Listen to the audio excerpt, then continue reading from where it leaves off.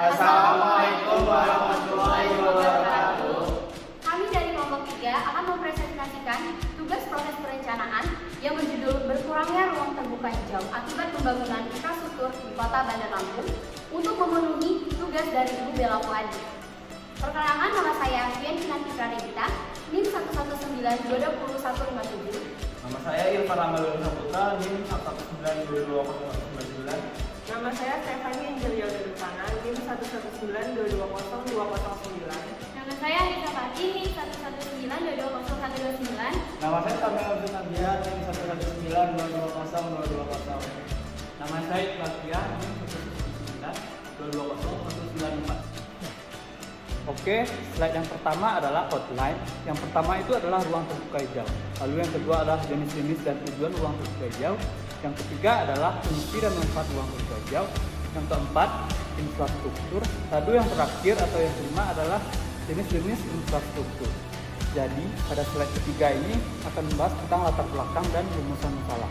Latar belakang dan presentasi kali ini adalah ruang terbuka hijau merupakan suatu ruang di kawasan perkotaan yang didominasi tutupan lahannya oleh vegetasi serta dapat memberikan nilai ekonomis bagi suatu wilayah perkotaan. Menurut Undang-Undang Nomor 26 Tahun 2007 tentang penataan ruang yang mengharuskan penyediaan lahan ruang terbuka hijau minimal 30% dari luas wilayahnya. Berdasarkan data dari Dinas Perumahan dan Kawasan Pemukiman Kota Bandar Lampung, saat ini jumlah lahan terbuka hijau di Kota Bandar Lampung hanya tersedia sebesar 11,8% dari 30% luas wilayah. Jadi masalah utama yang dikaji dalam penelitian ini adalah belum terpenuhinya lahan terbuka hijau yang terdapat di Kota Bandar Lampung. Selanjutnya adalah rumusan masalah.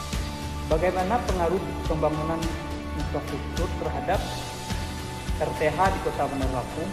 Yang kedua adalah bagaimana faktor-faktor penyebab perubahan terhadap RTH di Kota Bandar Lampung? Yang ketiga adalah bagaimana sikap masyarakat Kota Bandar Lampung terhadap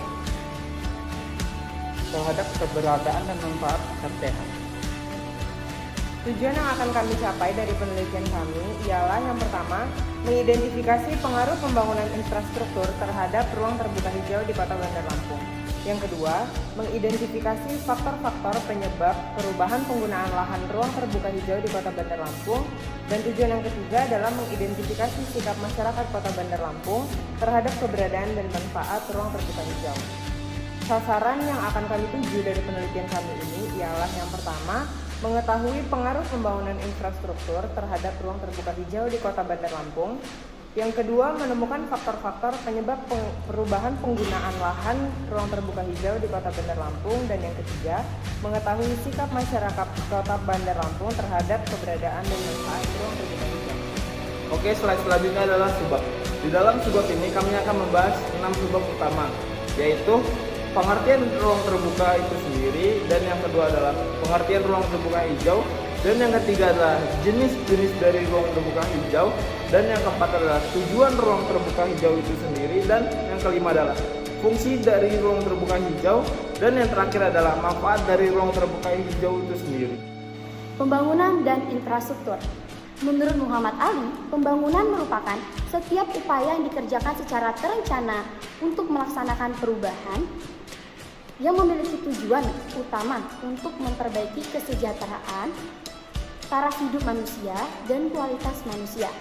Kemudian, menurut Sears, pembangunan adalah seni dalam membangkitkan masyarakat di negara berkembang dari kemiskinan, tingkat melek huruf yang rendah, tingginya angka pengangguran, dan ketidakadilan di bidang sosial.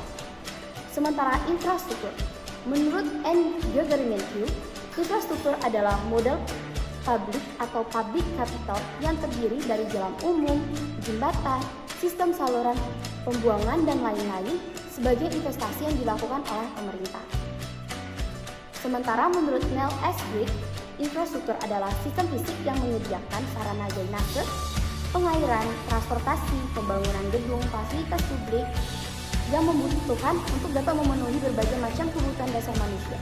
baik itu kebutuhan sosial maupun kebutuhan ekonomi. Pengertian pembangunan infrastruktur. Apa sih itu pembangunan infrastruktur? Nah, jadi pembangunan infrastruktur itu adalah kegiatan pembangunan yang dilakukan untuk mendukung suatu kegiatan ekonomi atau kegiatan apapun guna untuk menunjang pendapatan per kapita suatu kota ataupun wilayah tersebut. Jenis-jenis infrastruktur ada dua bagian, yaitu yang pertama infrastruktur keras fisik. Infrastruktur keras fisik yaitu semua yang berhubungan dengan pembangunan fasilitas umum. Beberapa yang termasuk dalam infrastruktur keras fisik yaitu jalan raya, bandar udara, pelabuhan, dan saluran irigasi. Itu infrastruktur keras non fisik. Infrastruktur keras non fisik yaitu semua yang berhubungan dengan fungsi utilitas publik. Beberapa yang termasuk ke infrastruktur keras non fisik yaitu penyediaan air bersih, penyediaan pasokan listrik, penyediaan jaringan telekomunikasi, dan penyediaan pasokan energi dan lain-lain. Oke, slide yang terakhir adalah waktu penelitian.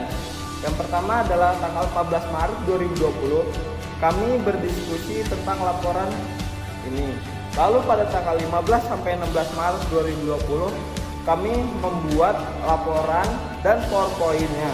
Lalu pada tanggal 17 Maret, kami menyelesaikan laporan dan PowerPoint-nya. Dan sekian dari presentasi dari kelompok 3. Wassalamualaikum warahmatullahi wabarakatuh.